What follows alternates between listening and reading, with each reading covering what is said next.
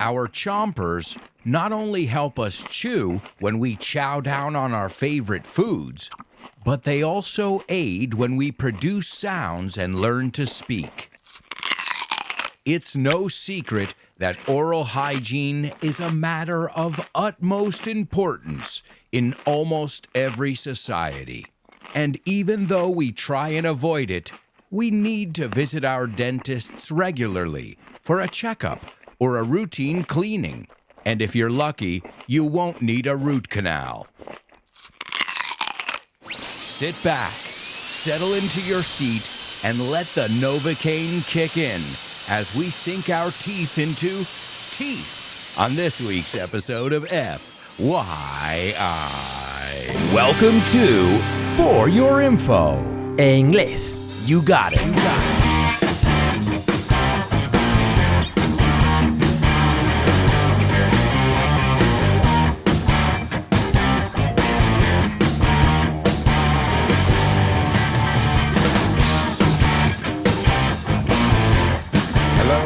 Hello, and welcome to another exciting episode of FYI, folks. And today we're going to take a look at teeth. And right off the bat, I'm going to start with this question. Are you like me? Do you dread going to the dentist? It's a necessary evil. Every time I go, I feel better. But just getting in the door is half the battle. And that's a great expression to start out with. Showing up is half the battle in life. So that means just going there, just being present, and you're halfway there. And thanks to all of you for showing up on this week's episode of FYI. We'll start out with the fact that teeth is an irregular plural. Like foot and feet, well, you've got tooth and teeth. And what about sheep? That's right, the plural is also sheep.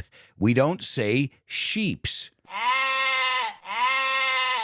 But we're not here to talk about sheep. We're here to talk about teeth. Let's kick off with our intro. I started off by saying our chompers not only help us chew. Now let's start with that word chompers. Chomp, chomp, chomp. I think the perfect translation would be piñones in Spanish. It means teeth, or really big teeth. So they not only help us chew when we chow down, and to chew is masticar, and anytime you're eating solid food, well, you have to chew your food. Your mom's been telling you that since you were a kid. And don't talk while you're chewing. You could choke. Hey, there's a lot of cha-cha-cha. The next word, too, to chow down. To chow down means to eat. Come on, guys, let's chow down. Let's dig in. These are totally native expressions, and if you want to sound like a native, try and incorporate them into your next meal, especially if you're going to have lunch with your English teacher or some of your fellow students. Next time you're chowing down, use the word. Let's chow down. Let's dig in. So when we're chowing down on our favorite foods, but that's not all they're good for. They also aid, and aid, think of this word, first aid, primeros auxilios. So to aid is to help. They also aid when we produce sounds and when we learn to speak. Of course, our teeth, our tongue, and the position of those all have something to do with the sounds we make. Just think about it. If you're missing a tooth, you might have a bit of a lisp.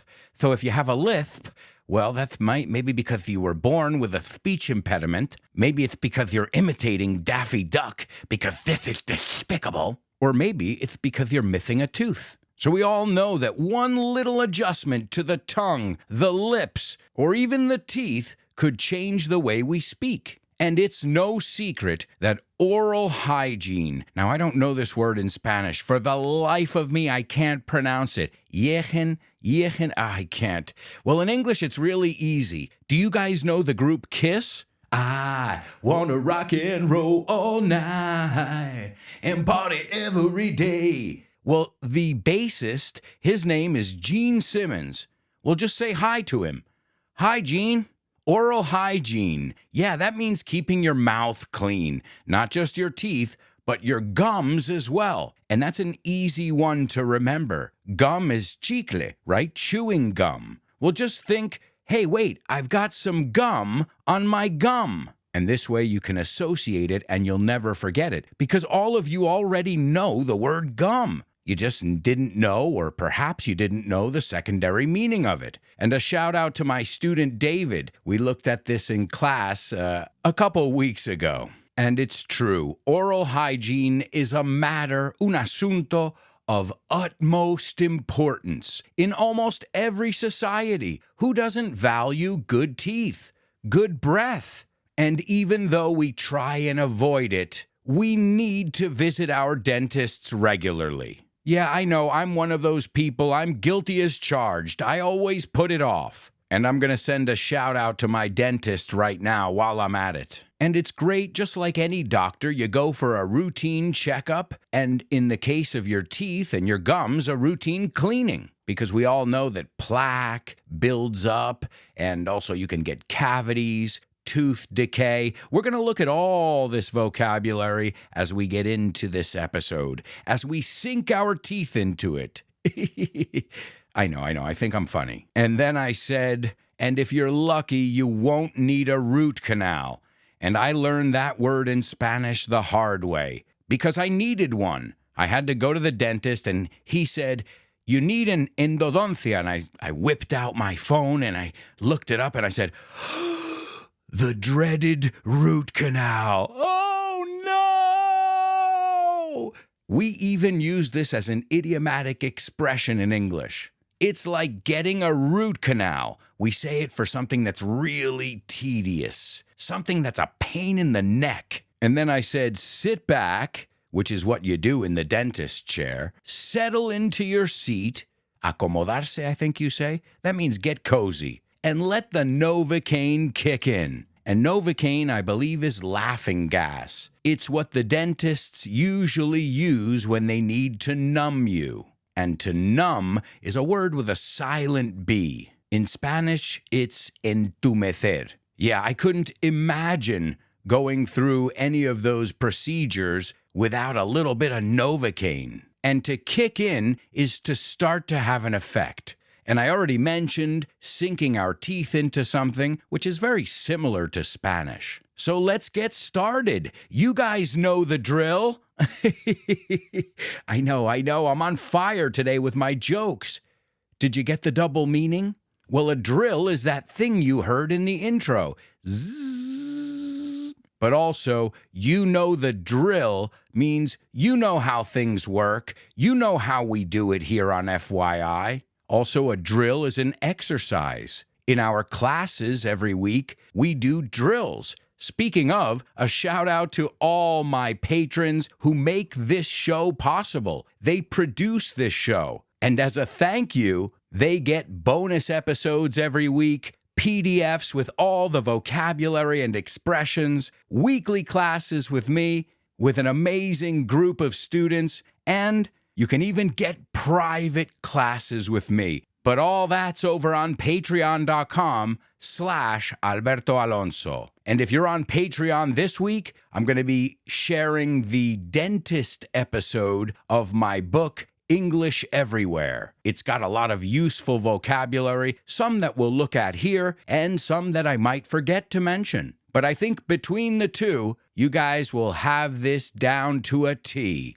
Not to teeth, but to a T. Hey, the jokes don't always work out. So I'd like to send a shout out to all my students on Patreon, especially my super duper students, Luis, Marta, Javier, Paco, and Roberto. And don't forget about the students who get a monthly private class with me. That's right, Carmen, Lina, Isa, Paco, David, Jose Maria, Patricio, and Edgar.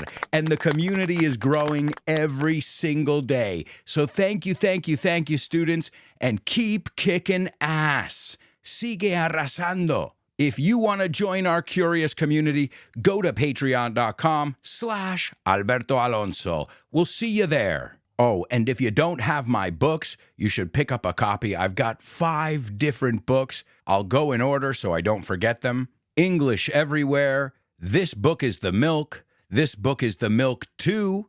English on the Go. And my latest book, This Book is the Shit. You can pick them up wherever fine books are sold. So you know the drill. We usually start by defining the topic every week. So what are human teeth? What are their function, their purpose? Well, human teeth function to mechanically break down. That means to make smaller. So they break down items of food by cutting and crushing them. Have you ever played Candy Crush? Well, crush is aplastar. And what do you do in that game? You crush fruit. You crush candy, hence the name Candy Crush. And all that cutting and crushing is to prepare it for swallowing and digesting, which are also connected to the mouth. They are all considered part of the human digestive system. Remember, guys, I'm not a medical expert. I'm just trying to give you 101, the basics. Humans have 4 types of teeth: incisors, canines, premolars, and molars. Each of them have a specific function. Let's see if you know what each one does. The incisors, what do? They cut the food. The canines tear the food. That means to rip it apart. And the molars and premolars work together to finally crush the food to make it swallowable. Also, the roots of the teeth are embedded in the maxilla, which we normally call the upper jaw in layman's terms. And the bottom teeth are part of the mandible, or what we would call the lower jaw. You know the movie Jaws? The shark? Doo-dum, doo-dum, doo-dum, doo-dum, doo-dum, doo-dum. His name is Mandíbulas. Hey, they could have called him Gums, too. Tenía unas encías que flipas. And our species, humans, like most other mammals, are diphoidant. This basically means that we develop 2 sets of teeth. The first set is usually called primary teeth, milk teeth, or baby teeth, as we call them in the United States. They all make sense. When there are 3 different ways to say something, find the easiest way and stick with it. But I recommend you try and at least recognize the other ways of saying it. So let's see. I'm going to test your knowledge on teeth here. How many teeth do we have in our milk teeth, our baby teeth? How many are in that set? Again, this is an average. Some people are born missing a tooth or with an extra tooth. The average is 20 teeth. Usually these baby teeth start to appear or to erupt, as it's called. I like that. It sounds more dramatic. Well, around 6 months or so, they start popping out of the gums. And as we know, this can be very painful for a young infant. This process is called teething. And we use this expression in business, too. As you'll see, we have a lot of idiomatic expressions that have to do with teeth. But we'll look at those in the bonus episode, which is exclusively for patrons. So what are you waiting for? Anyway, getting back to the business sense of the word. Teething problems or teething pains are initial difficulties in a business, in a process. Problemas de arranque, problemas iniciales, problems that occur at the beginning of a process. But we'll look at more idiomatic expressions in the bonus episode. We'll also look at the one man who is responsible for making all Americans brush their teeth. Before him, such a small segment of the population brushed their teeth. And after him, the majority. A guy named Claude Hopkins. But we'll learn more about him in the bonus episode. We'll also take a look at those expressions, as I said. We'll look at some oral hygiene tips, also some fun facts, and so much more. I hope you guys will join us in the bonus episode. If you want to give it a listen and you're not a patron, just contact me and I can send you the link and you can give it a listen for free. I'm convinced you're going to love the bonus episode every week. I won't even mention the classes. We have a blast in our classes. We were just talking about baby teeth, but what about your adult teeth? How many adult teeth does an average adult have? Did you say 32? Nice job. Again, give or take. Ballpark. Una estimación. I'm missing a couple right now, but I'm going to get the implants when I can afford it. But as we said earlier, you can't put a price on oral hygiene, and we'll see how it can lead to other more serious diseases as well. But we break those 32 teeth into 8 incisors, or your front teeth, 4 canine teeth, 8 premolars, and 12 molars. That's an average set. Now I have fangs. My canine teeth are fangs. I think you say colmillos in Spanish. They are what a vampire has. Here's a little trivia question for you.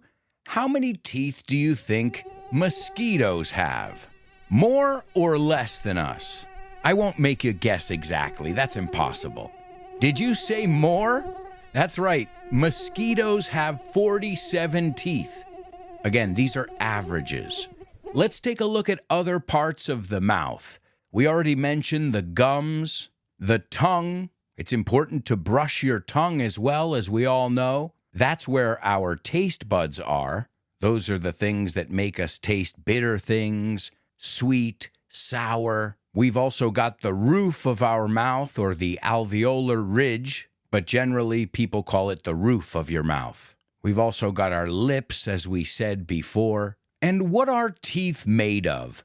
I mean, are they bones? They look like bones, right? Well, although they're hard and white, they are made up of different materials than your bones are. One thing that makes bones stronger in this case is that bones can heal themselves over a long period of time, while teeth don't have the ability to recover from stresses. But don't underestimate enamel. It is one of the hardest substances in your body, and it's what coats your teeth. I love that word. Coat es hacer una capa, but also coat es abrigo. Makes sense, doesn't it? I love when things make sense because it makes my job as a teacher much easier. Also, I want you to look around at your friends next time you're having lunch or chowing down, or maybe you've already done it because you're very observant.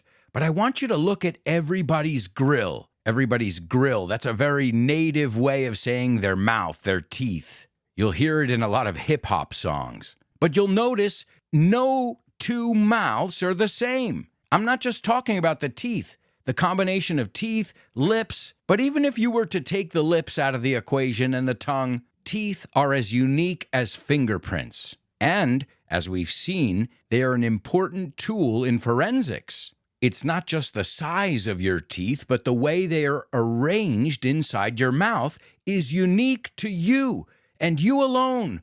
So you're special. Fly on, little snowflake. I'm just kidding. But that's kind of interesting nonetheless. And every human has their own bite that cannot be replicated by anyone else. Even if you've worn braces. And braces are these things that straighten your teeth. When I was a kid, they were made of metal. Now you can't even see them. They're plastic. I think even retainers have gotten more comfortable. The good news is there have been many, many breakthroughs in dentistry. Here's a little fun fact. Teeth are like icebergs. No, I don't mean they're cold. I mean that most of them are unseen. About a third of them are underneath the gum line. So there's much more to your teeth than meets the eye. And that's why it's also important to take care of your gums and your tongue. What do you think? The germs aren't going to jump from one to the other? Now, I'm unfortunate because in my family, we have a history of bad gums. Some people are prone to cavities, some are prone to breathing disorders, and some are prone to bleeding gums. We call it gum disease. It's a pretty logical one. But don't worry, your saliva is doing its part as well. That's a word you'll recognize, but it's pronounced a little bit differently. You say saliva, we say saliva. Well, you will produce roughly is más o menos. We say that much more than more or less. You'll produce roughly 10,000 gallons of saliva in your lifetime. Don't worry, Europeans. I know you don't know gallons very well. Let's compare it to swimming pools. That's enough saliva, enough spit to fill 2 swimming pools. But I'm going to spit it out right now. Well, we use the same expression. Saliva is essential. It serves very important functions in overall health. And obviously, it makes food easier to swallow. It breaks it down, a word we looked at before. It also contains enzymes that aid in the digestion process. And how many times have you done this? You've got a little piece of something between your teeth and you use your saliva like mouthwash? Sure. It can wash away pieces of food particles from your teeth as well. Obviously, there's no substitute for brushing your teeth and using mouthwash and flossing. But if you're in the middle of a meeting and you've got a piece of jamon stuck in your teeth, a little saliva will do the trick. Saliva also contains calcium and phosphate, which help neutralize the acids in plaque. And plaque is what causes tooth decay. And if we rewind, people have been realizing the need to take care of their teeth, their oral hygiene, since back in the Egyptian days. Even the Greeks, in 500 BC, they were supposedly brushing their teeth in 500 BC. And these ancient Greeks, they didn't have the same toothpaste we have now. They used a mixture of iron rust, ooh, that sounds really good, and coral powder. But I guess since it was abrasive, it did clean their teeth. I just don't know if it's good to ingest rust. And they used these toothbrush-type instruments that they made of twigs, and a twig is a little stick from a tree. And even in ancient Egypt, and careful with that word, it's not ancient, it's ancient. Archaeologists discovered Egyptian mummies with simpler versions of modern-day braces on their teeth. So oral hygiene, straight teeth, white teeth have been a priority since the dawn of time. And if they aren't a priority in your life, we know it. You can tell when someone doesn't take care of their teeth. It's not exactly an attractive quality. And I have to admit, even though I brush daily, 2-3 times a day sometimes, I should go in for a routine cleaning more often. I should eat less junk food and drink less soda. So we could all do a little better to improve our oral hygiene, because we've already proved the importance of it. Imagine going into a job interview and you've got dragon breath. That's a colloquial way of saying halitosis. I don't know about you, but when somebody breathes in my face and you can tell that they don't brush their teeth or haven't in a while, it's pretty nasty. Nasty is another way of saying disgusting or gross. But the ancient Egyptians knew this. They didn't only want to have clean teeth, but they wanted them to be straight as well. And now, teeth whitening is a big business.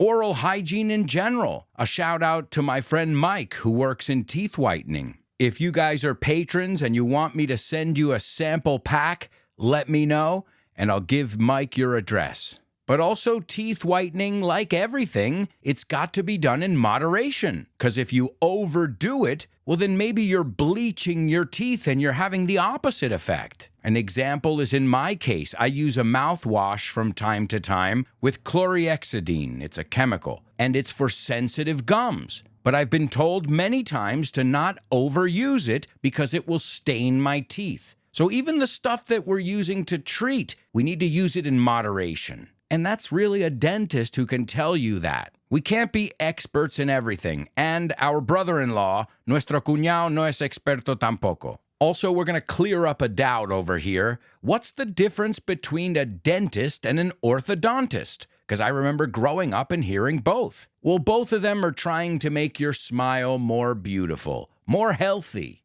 And dentists cover a wide range of oral health issues. Cavities, gum disease, broken, chipped, or missing teeth. And orthodontists are dentists that continued their training. In the United States, now at the time of this recording, it's an additional 3 years. And there, they focus primarily on tooth and jaw alignment. And I guess that's why when I was a kid, I remember if you needed a retainer or braces, the dentist would send you to an orthodontist. Let's talk a little bit about different kinds of teeth as well. Some people have an overbite. That means their front teeth, their top teeth, extend further than their bottom teeth. Some people have an underbite. That's the opposite. Some people, like my wife, I love you, honey, they have buck teeth. That's when your two front teeth are big. I think it's sexy. Some people have a gap in their teeth. I think Madonna